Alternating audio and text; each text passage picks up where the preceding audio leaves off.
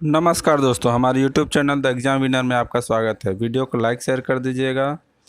इस चैनल पर पहली बार आए हैं तो वीडियो को सब्सक्राइब कर दीजिए और बेल आइकन प्रेस कर दीजिए, जिससे अगले आने वाली वीडियो का नोटिफिकेशन आपको मिलता रहे।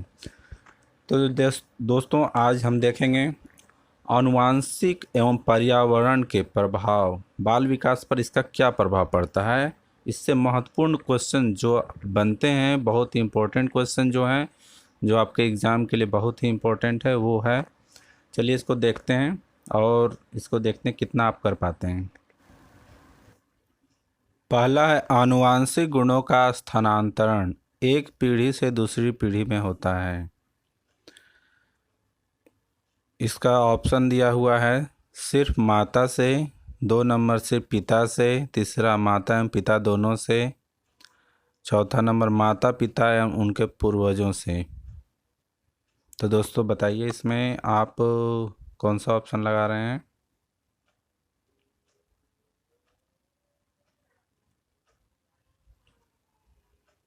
इसका होगा माता एवं उनके पूर्वजों से, चौथा नंबर।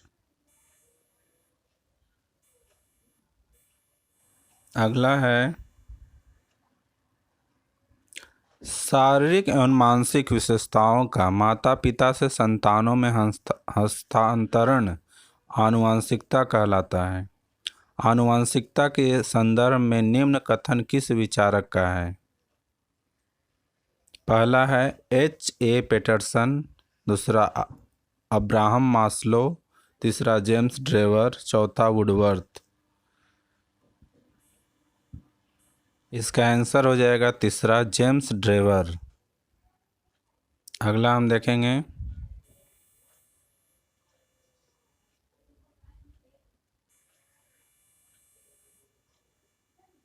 निम्नलिखित में से कौन सा मुख्य रूप से आनुवांशिकता संबंधी कारक है।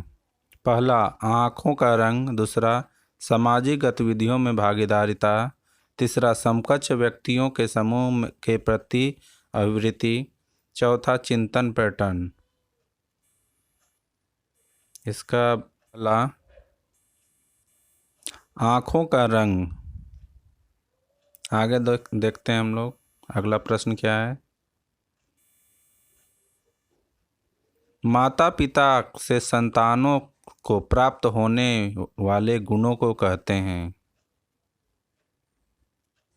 पहला है वंश, दूसरा है वंशानुक्रम, तीसरा है वातावरण, चौथा इनमें से कोई नहीं। बताइए दोस्तों। बिल्कुल सही दोस्तों, इसका आंसर हो जाएगा वंशानुक्रम। पांचवा प्रश्न है निम्नलिखित में से कौन सा किसी बच्चे पर आनुवांशिकता का प्रभाव है। ए नंबर विशिष्ट शारीरिक लक्षण, बी विशिष्ट बुद्धि, सी विशिष्ट चरित्र। तो इसमें पहला में केवल ए, दूसरा में केवल बी, तीसरा में ए बी और चौथा में है ये सभी। इसमें से कौन सा होगा।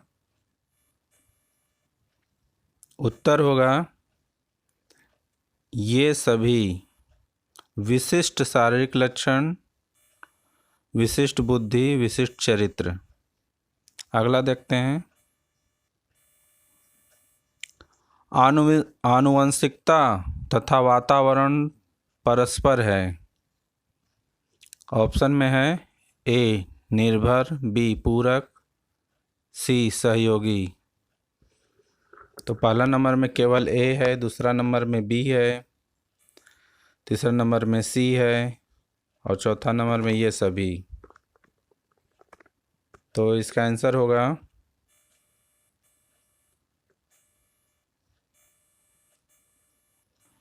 बिल्कुल सही। इसका उत्तर होगा ये सभी, यानी कि आनुवंशिकता तथा वातावरण एक दूसरे पर निर्भर हैं, एक दूसरे के पूरक भी हैं और एक दूसरे के सहयोगी भी हैं। आगे देखते हैं निम्नलिखित में से किस प्रकार के विकास पर आनुवंशिकता एवं वातावरण का प्रभाव पड़ता है। ए नंबर में सामाजिक विकास, बी संवेगात्मक विकास, सी मानसिक विकास, डी शारीरिक विकास। 4 ऑप्शन दिए हुए हैं, केवल डी, दूसरा में ए और बी, तीसरा ए बी सी, चौथा में ये सभी। तो इसमें क्या होगा दोस्तों, चलिए बताइए।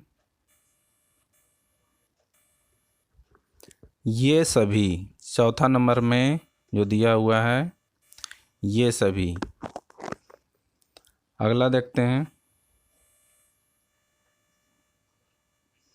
किसी बालक का शारीरिक लक्षण प्रभावित होता है। 8 नंबर का क्वेश्चन है, किसी बालक का शारीरिक लक्षण प्रभावित होता है। पहला, केवल पिता के डीएनए से, दूसरा केवल माता के डीएनए से, माता एवं पिता दोनों के डीएनए से, चौथा नंबर न तो माता के और न ही पिता के डीएनए से।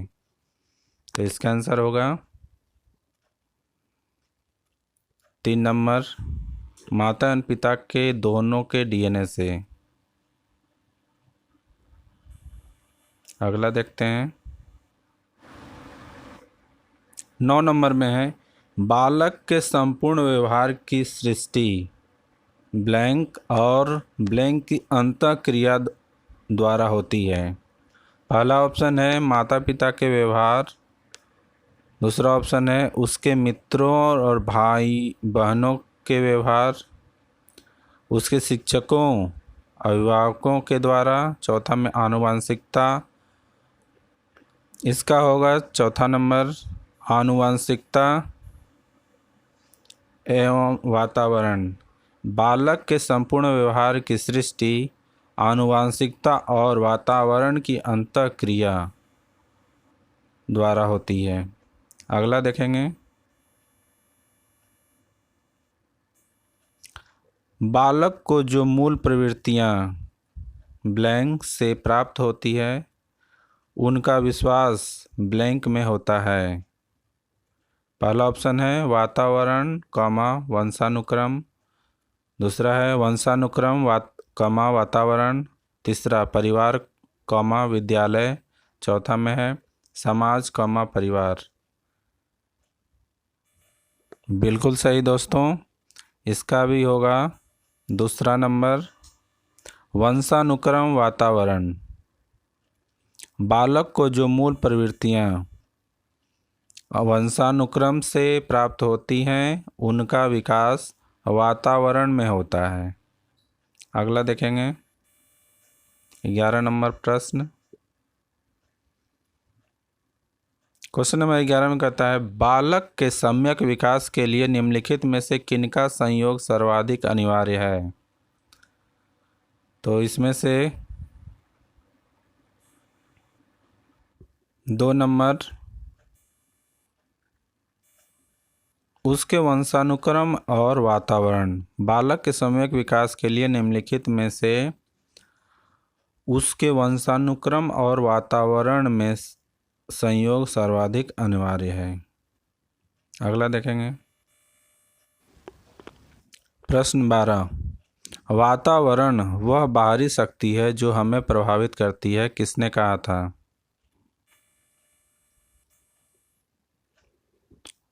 2 नंबर सही है बिल्कुल, इसका रॉस ने।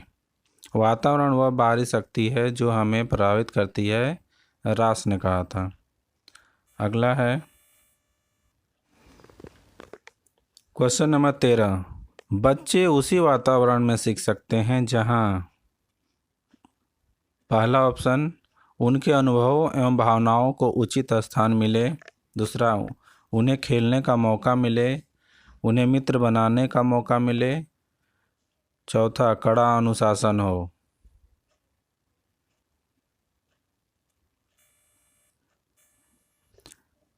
इसका होगा पहला नंबर, उनके अनुभवों एवं भावनाओं को उचित स्थान मिले। अगला देखते हैं, आप दिल्ली के किसी केंद्रीय विद्यालय में शिक्षक हैं। आपकी कक्षा का एकमात्र छात्र अफजल हिमाचल प्रदेश का रहने वाला है तथा एक अन्य छात्र सुदीप केरल का मूल निवासी है। आप दोनों के रंग, रूप, स्वभाव आदि में काफ़ी विभिन्नताएं देखती हैं। इसका प्रमुख कारण हो सकता है: पहला, वातावरणीय प्रभाव, विद्यालय में दोनों का शैक्षिक स्तर, आपकी शिक्षण विधि, उपरोक्त सभी। तो इसका होगा पहला नंबर, वातावरणीय प्रभाव। अगला देखते हैं 15वां प्रश्न।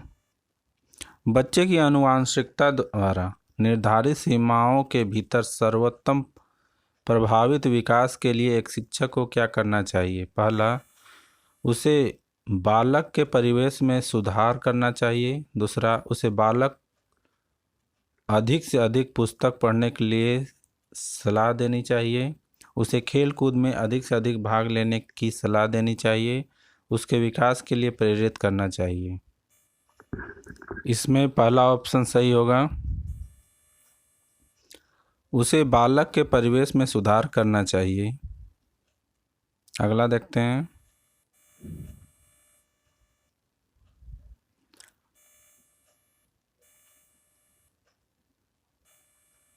बच्चे के विकास में उसके परिवेश का जो प्रभाव उस पर पड़ता है उसे हम कहते हैं। तो इसमें क्या होगा?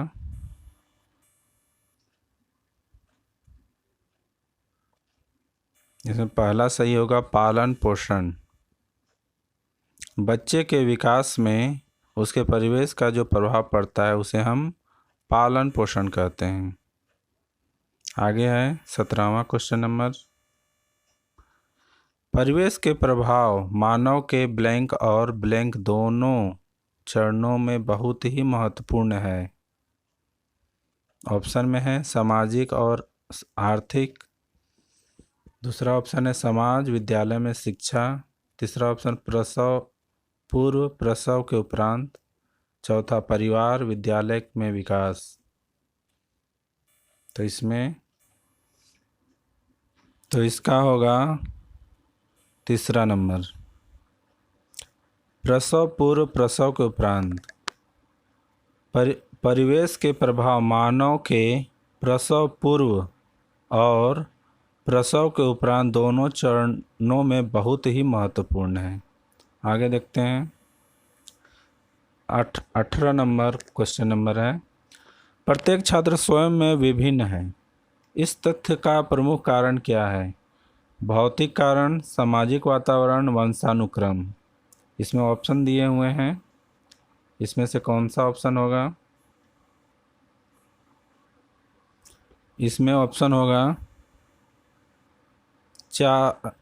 ये सभी। चौथा नंबर में है ये सभी, यानी कि भौतिक वातावरण होगा, वह सामाजिक वातावरण होगा और वंशानुक्रम, ये तीनों आ जाएंगे। अगला देखते हैं 19वां प्रश्न है।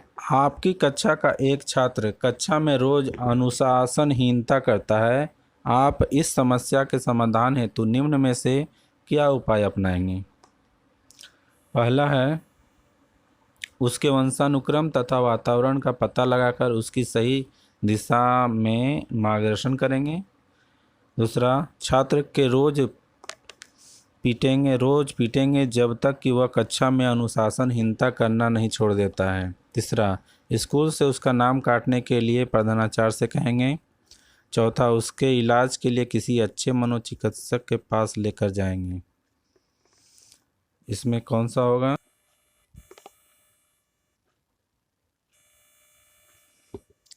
इसमें से पहला ऑप्शन सही है,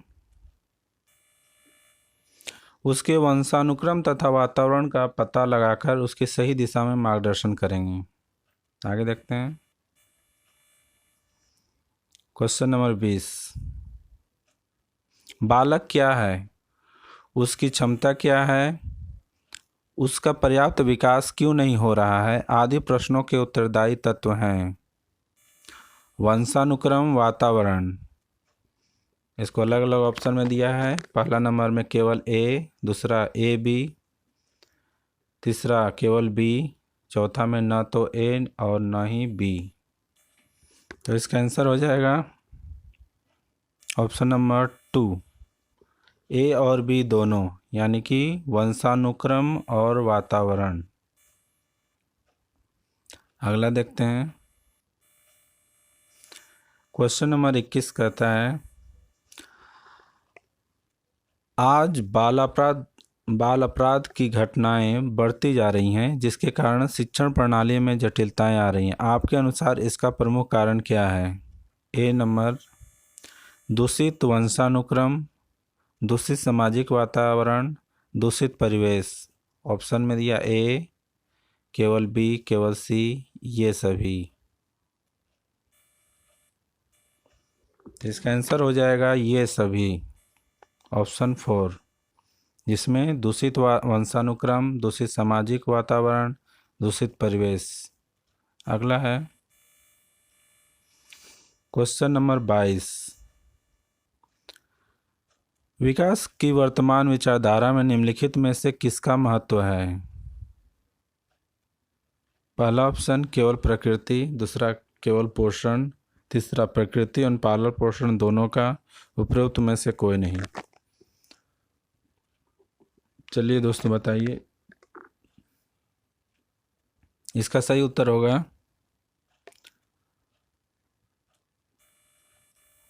ऑप्शन 3, प्रकृति और पालन पोषण दोनों का। आगे देखते हैं।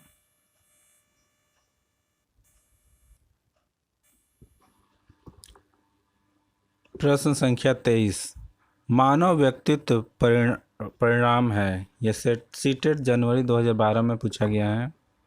पहला ऑप्शन है केवल अनुवांशिकता का, पालन पोषण एवं शिक्षा का, तीसरा अनुवांशिकता एवं वातावरण की अंतःक्रिया का, चौथा केवल वातावरण का।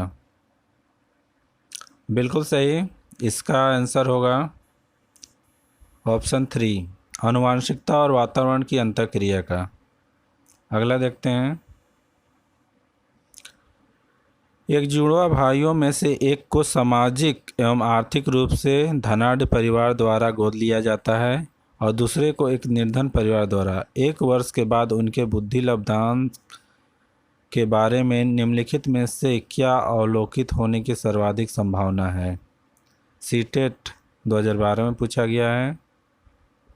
पहला ऑप्शन है, पहला, धनी सामाजिक आर्थिक परिवार वाले लड़के की अपेक्षा निर्धन परिवार वाला लड़का अधिक अंक प्राप्त करेगा।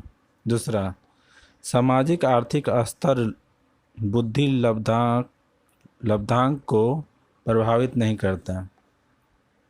निर्धन परिवार वाले लड़के की अपेक्षा धनी सामाजिक आर्थिक परिवार वाला लड़का अधिक अंक प्राप्त करेगा। चौथा, दोनों समान रूप से अंक प्राप्त करेंगे। इनमें से कौन सा ऑप्शन होगा? बिल्कुल सही, दूसरा नंबर ही होगा। सामाजिक आर्थिक स्तर बुद्धि लब्धांक को प्रभावित नहीं करता। अगला देखेंगे। अगला क्वेश्चन है, सीखने संबंधी योजनाएं समानतः। यह क्वेश्चन 2012 से ही लिया गया है। पहला ऑप्शन है, लड़कियों की तुलना में अधिकतम लड़कों में पाई जाती है सीखने संबंधी योग्यताएं। दूसरा है, अधिकतम उन बच्चों में पाई जाती है जो शहरी क्षेत्रों की अपेक्षा ग्रामीण क्षेत्रों से संबंध रखता है। उन बच्चों में पाई जाती हैं विशेषता जिनके पैतृक अभिभावक इस प्रकार की समस्याओं से ग्रसित होते हैं। चौथा, औसत से श्रेष्ठ बुद्धि लब्धि वाले बच्चे में पाई जाती है। तो इसका कौन सा ऑप्शन सही है? ऑप्शन 3 ये सही उत्तर है। उन बच्चों में पाई जाती है विशेषता जिनके पैतृक अभिभावक इस प्रकार की समस्याओं से ग्रसित होते हैं। अगला प्रश्न संख्या 26 2013 में पूछा गया है, बच्चों के विकास में आनुवंशिकता और वातावरण की भूमिका के बारे में निम्नलिखित में से कौन सा कथन सत्य है? पहला, आनुवंशिकता और वातावरण दोनों एक बच्चे के विकास में 50-50% योगदान रखते हैं। समवयस्कों और पितृक जीनस का सापेक्ष योगदान योगात्मक नहीं होता। आनुवंशिकता और वातावरण एक साथ परिचालित नहीं होते। सहज रुझान वातावरण से संबंधित है, जबकि वास्तविक विकास के लिए आनुवंशिकता जरूरी नहीं है। इसका आंसर होगा विकल्प 2 यानी ऑप्शन नंबर 2। समवयस्कों और पितृक जीनस का सापेक्ष योगदान योगात्मक नहीं होता।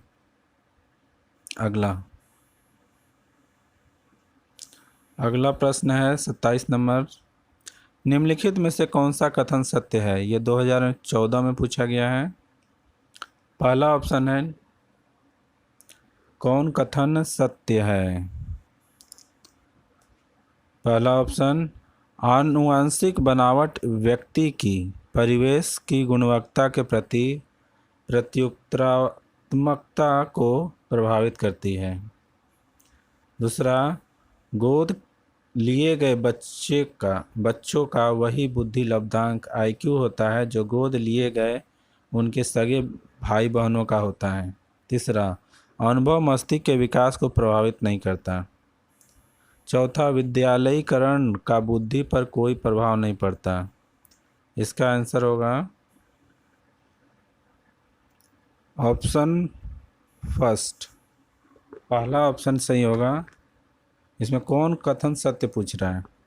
आनुवांशिक बनावट व्यक्ति की परिवेश की गुणवत्ता के प्रति प्रत्युत्तरात्मकता को प्रभावित करती है।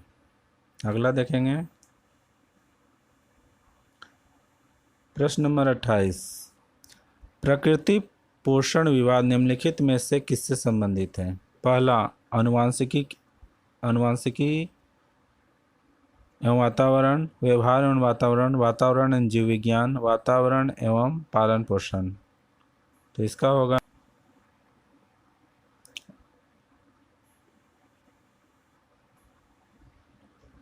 पहला नंबर। 1 नंबर में आनुवांशिकी एवं वातावरण, यह भी सही है।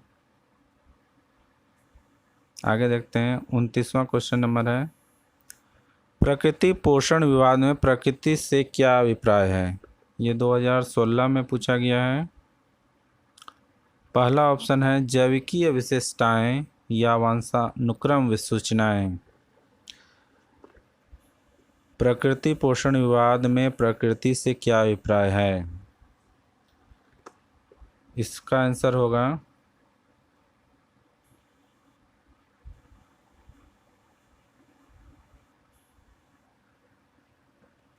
पहला ऑप्शन ही सही होगा, जैविकीय विशेषताएं या वंशानुक्रम सूचनाएं।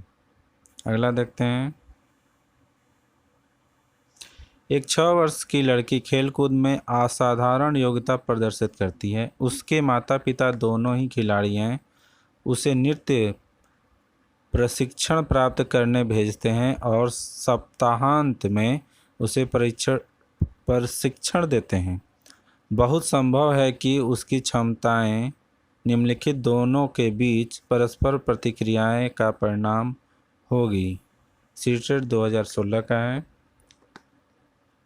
तो इसका आंसर हो जाएगा ऑप्शन पहला, देखिए, वृद्धि और विकास। दूसरा, स्वास्थ्य एवं प्रशिक्षण। तीसरा, अनुशासन और पौष्टिकता। चौथा, आनुवंशिकता और पर्यावरण। तो इसका आंसर हो जाएगा विकल्प 4, ऑप्शन 4 हो जाएगा, आनुवंशिकता और पर्यावरण। तो दोस्तों, मिलते हैं अगली वीडियो में। नमस्कार।